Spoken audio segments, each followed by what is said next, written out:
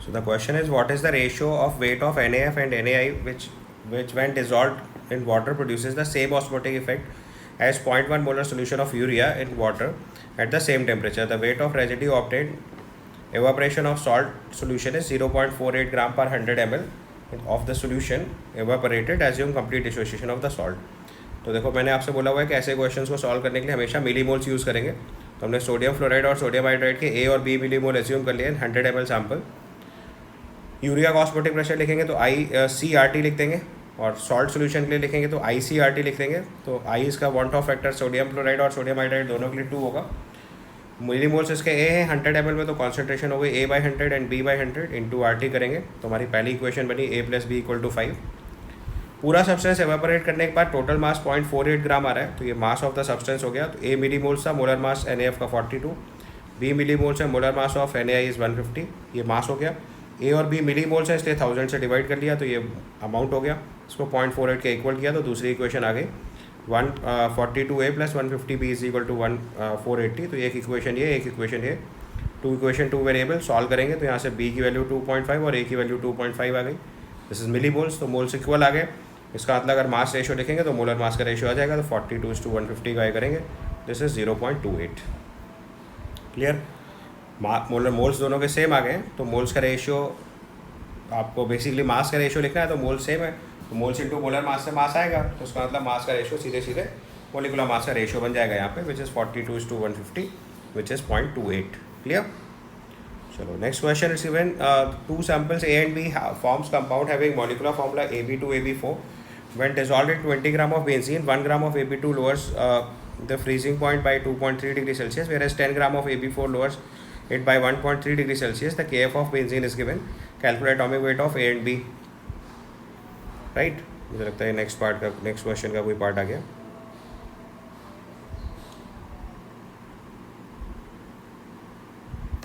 तो देखो ये अपने NCERT का क्वेश्चन है, तो उसमें सीधे सीधे हमने पहले delta TF = KF × M apply करना है. AB2 AB4 दो सॉल्ट हैं, तो हमने A का एटॉमिक वेट A एज्यूम कर लिया और B का एटॉमिक वेट B एज्यूम कर लिया है. तो AB2 का मॉलिक्यूलर मास हो जाएगा A + 2B और AB4 का मॉलिक्यूलर मास हो जाएगा A + 4B. तो पहली इक्वेशन लगाई डेल्टा TF = KF × M. सो बोल्स हुए 1/A + 2B × 1000/20, क्योंकि 20 ग्राम ऑफ बेंजीन में, ध्यान से देखो 20 ग्राम बेंजीन में 1 ग्राम डिजोल्व किया जा रहा है. राइट. दूसरे वाले केस इक्वेशन बनाएंगे तो दूसरे वाले केस में 1.3 दे रखा है depression freezing point, = KF × M. Molecular mass हो गया 1/A + 4B. ये मोल्स हो गए. 20 ग्राम है तो 1000 में कितने हो गए, मोलारिटी आ गई. दोनों स्टेटमेंट्स को क्लियरली सॉल्व कर दीजिए. 2 इक्वेशन 2 वेरिएबल का केस है, A + B और A + 2B की इक्वेशन आ गई, A + 4B आ गई. 2 इक्वेशन 2 वेरिएबल से आप सॉल्व करके A और B की वैल्यू इंडिविजुअली निकाल लीजिएगा. कर लेंगे. क्लियर है ना. इसका नेक्स्ट क्वेश्चन में दे रखा है heavy water D2O boils at 104.42 degree Celsius and it's molar elevation constant is, अभी कुछ मिस हो गया यहाँ से, ठीक है, वो आप डेटा देख लीजिएगा. Then at that of pure water calculate the ratio of latent heat of heavy water. तो आपको फॉर्मूला पता है KB = RTB² / 1000 LV. तो क्वेश्चन में KB दिया हुआ है, वो थोड़ा हेडेड हो गया. आप देखिएगा, आपने जो इमेज भेजी थी उसमें चेक करिएगा. तो लेटेंट हीट ऑफ वेपराइजेशन लिखेंगे RTB² / 1000 KB. बॉइलिंग पॉइंट आपको दे रखा है 101.42, उसको केल्विन में कन्वर्ट करेंगे तो 374.42 हो गया. तो R की वैल्यू 2 कैलोरी पर मोल केल्विन यूज़ करेंगे हम लोग यहाँ पे, क्योंकि हम आंसर कैलोरी पर ग्राम में रिपोर्ट करने वाले हैं. अगर आपको जूल्स में लिखना है तो R की जगह 8.31 लिख लीजिएगा, तो ये जूल पर ग्राम में आंसर आ जाएगा. तो जिस यूनिट में आंसर रिक्वायर्ड हो उसी यूनिट में आप वैल्यू ऑफ R पुट कर दीजिएगा. तो R की वैल्यू 2 कैलोरी पर मोल केल्विन पुट किया, तो latent heat of vaporization 2 × TB² / 1000 × KB करेंगे. KB क्वेश्चन में दिया होगा, उसको पुट करके फाइनल आंसर निकाल लीजिएगा. ठीक है. Next question is given the KSP at 25 degree Celsius of a sparingly soluble salt X/2 is 3.56 × 10⁻⁵ moles cube liter -3, and at 30 degree Celsius the vapor pressure of its saturated solution in water is 31.78 mm of mercury. Calculate the enthalpy change of the reaction if the vapor pressure of water at 30 degree Celsius is 31.82 mm.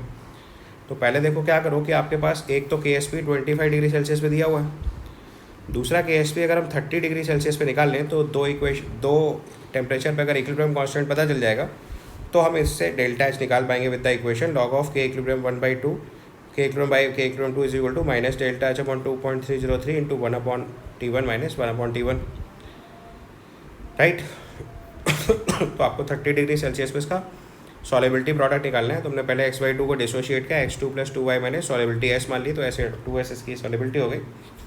अब इसका relative lowering of vapour pressure दिया है, तो P0 - PS/PSS IN/n apply करा। P0 दिया है 31.82, PS 31.78 divided by PS 31.78। Want Hoff factor इसका 3 बन जाएगा, क्योंकि 3 आयन बन गए, x2 और 2y - 100% आयोनाइजेशन दिया हुआ है। Solubility s which is concentration, that concentration is moles per litre. तो हमने s मोल्स ऑफ अगर इलेक्ट्रोलाइट लिया तो सॉल्वेंट क्या हो गया 1000/80। बहुत डाइल्यूट सोल्यूशन होगा, तो हमने जितना सोल्यूशन था उतना ही सॉल्वेंट एज्यूम कर लिया। तो यहाँ से सॉलिबिलिटी निकालेंगे तो this comes out to be 0.0233। उसके बाद KSP = 4s³ लगा के आपने ये KSP निकाला। उसके बाद आपको देखो 25 डिग्री सेल्सियस पे KSP पता है, 30 डिग्री सेल्सियस पे KSP पता है। R की वैल्यू 8.31 पुट करके ऊपर वाली इक्वेशन में डेटा पुट करिएगा और सॉल्व कर लीजिएगा डेल्टा H के लिए। कर लोगे? डन। चलो next question is given an aqua solution of an acid is so weak that it can be assumed to be partially unionized, practically unionized, मतलब इसका वांट ऑफ फैक्टर 1 मान लेना है। Boiled at 100.4 degree Celsius, 25 degree Celsius solution was neutralized by 38.5 ml of 1 NaOH solution. Calculate the basicity of acid if Kb of water is given. तो पहले formula लगाएंगे, delta TB = Kb × m। Delta TB 0.4 दे रखा है, Kb 0.52, molality निकाल लेंगे हम लोग। अब यहाँ पे मोलारिटी = मोलारिटी मान लेंगे, क्योंकि डाइल्यूट एक्वा सोल्यूशन केस में ऐसे ही होता है, क्योंकि हमारे पास और कोई इन्फॉर्मेशन नहीं है जिससे मोलारिटी में कन्वर्ट करें। तो यहाँ रिजल्ट है for dilute aqua solution molality is equal to molarity हम एज्यूम कर लेते हैं। ऑल्दो अच्छे क्वेश्चन में बात लिखी रहती है, बट मुझे नहीं पता सोर्स ऑफ क्वेश्चन क्या है, तो इसलिए आपको ध्यान रखना है, क्वेश्चन का ही फॉल्ट है। तो आपको for dilute aqua solution molarity = molarity assume कर लेना है। तो मिली इक्विवेलेंट ऑफ एसिड को मिली इक्विवेलेंट्स ऑफ बेस के इक्वल करो, आपका क्वेश्चन सॉल्व हो जाएगा। Milliequivalent of acid is 0.4/0.52, ये इसकी मोलारिटी है, into volume into n factor is equal to NaOH के लिए नॉर्मलिटी 1, वॉल्यूम 38.1 दे रखा है। यहाँ से सॉल्व करेंगे तो एन फैक्टर 2 आ जाएगा। और उसने पूछा हुआ है कि बेसिसिटी बतानी है, तो जो एन फैक्टर होगा वही इसकी बेसिसिटी हो जाएगी। तो हमारा फाइनल आंसर बेसिसिटी 2 रिपोर्ट कर देंगे। ओके,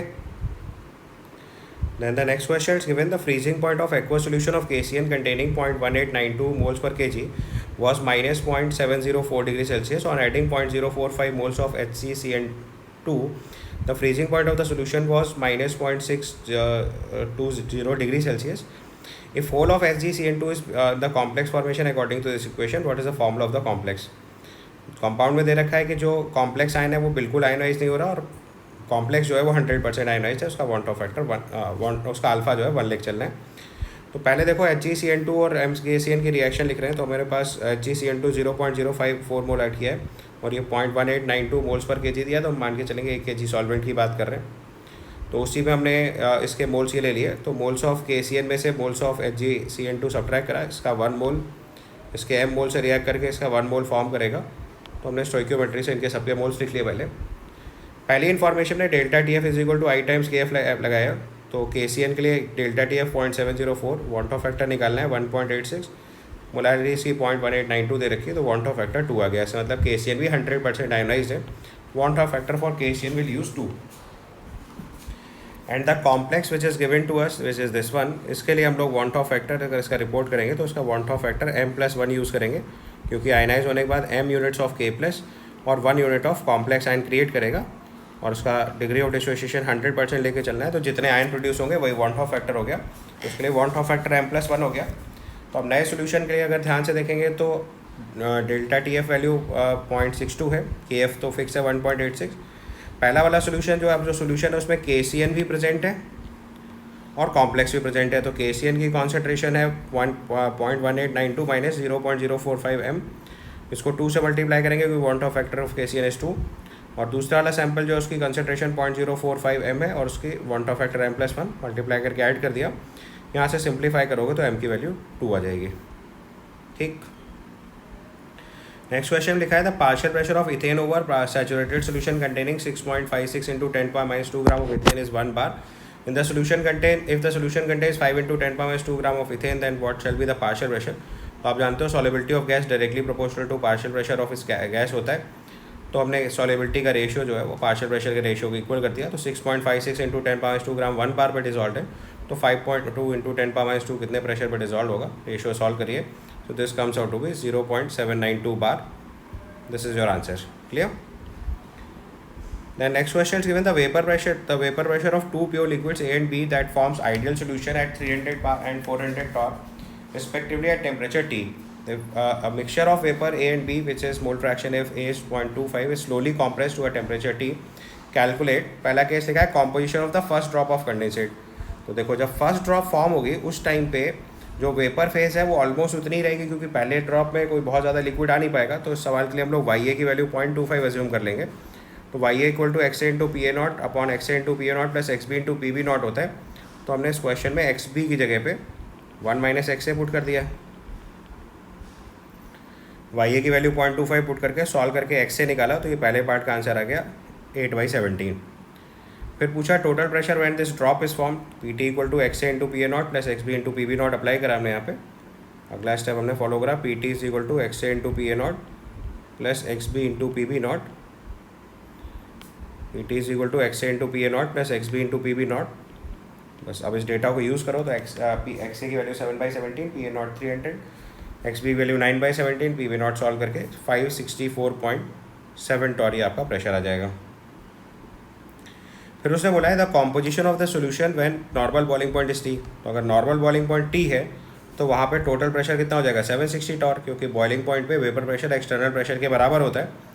तो प्रेशर 760 है, तो फिर से XA into PA0 plus XB into PB0 की वैल्यू 760 इक्वेट करके फिर से नए XA की वैल्यू निकाल लो, तो अभी इसका मोल फ्रैक्शन आ जाएगा 0.08। लास्ट पार्ट में पूछा है the pressure when only the last bubble of vapour is remain. तो अगर वेपर का लास्ट बबल बचेगा इसका मतलब कि पूरी की पूरी वेपर कंडेंस हो चुकी है। तो जो पहले क्वेश्चन में YA था वो अब XA हो गया। तो XA की वैल्यू 0.25 ले लो और PT equal to XA into PA0 plus XB into PB0 apply कर दो, तो टोटल प्रेशर आपका 675 एटमॉस्फेयर आ जाएगा। And the last question that composition of last bubble, तो टोटल प्रेशर 675 पता चल गया। XA की वैल्यू आपके लिए 0.25 है, तो फिर से YA equal to XA into PA0 upon total pressure apply करो, तो ये मोल फ्रैक्शन सॉल्व होकर 0.11 आ जाएगा। This is the composition of last bubble. Clear?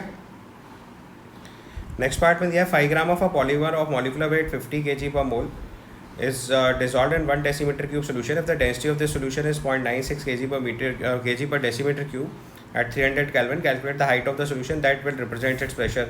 तो पहले आप इसका ऑस्मोटिक प्रेशर निकालो, P is equal to CRT लगा के। तो कॉन्सेंट्रेशन इसकी 5 ग्राम पर डेसीमीटर क्यूब दिया है, तो 1 डेसीमीटर क्यूब इज़ 1 लीटर।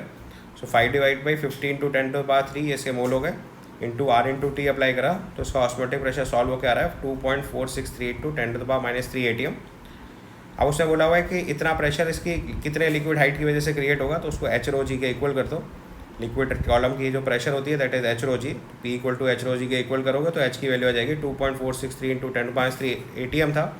उसको पास्कल में कन्वर्ट करने के लिए 1.01 इंटू 10 टू द पावर 5 से मल्टीप्लाई करा, divided by density is given 0.96 kg पर डेसीमीटर क्यूब, तो उसको kg पर मीटर क्यूब में कन्वर्ट करने के लिए 1000 मल्टीप्लाई करा और G की वैल्यू 9.8 पुट करके सॉल्व किया, तो ये 0.0264 मीटर आ गया, विच इज सिंपली 2.64 सेंटीमीटर। ठीक।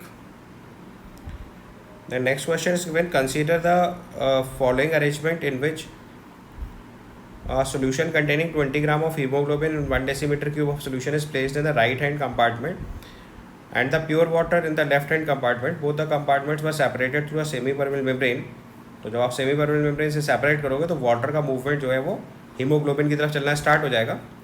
उसका लिखा है equilibrium the height of vapour water in the right hand column is 77.8 mm of is excess as compare to the left column. तो जैसे इक्विलिब्रियम होगा तो वाटर का फ्लो बंद हो जाएगा, यानी दोनों साइड के लिए ऑस्मोटिक प्रेशर सेम हो गया। तो जो इतना हाइट एक्स्ट्रा है राइट हैंड कॉलम में वही इनिशियल सोल्यूशन का ऑस्मोटिक प्रेशर होगा, क्योंकि उतना ही वाटर राइज किया है। तो P इक्वल टू HROG करके आप ऑस्मोटिक प्रेशर निकाल लो। हाइट आपके लिए हो गई 77.8 mm, तो H मीटर्स में कन्वर्ट करा, रो वाटर का 1 ग्राम पर सेंटीमीटर क्यूब दे रखा है तो उसको kg में कन्वर्ट करो तो 1000 kg पर मीटर क्यूब हो गया इंटू G।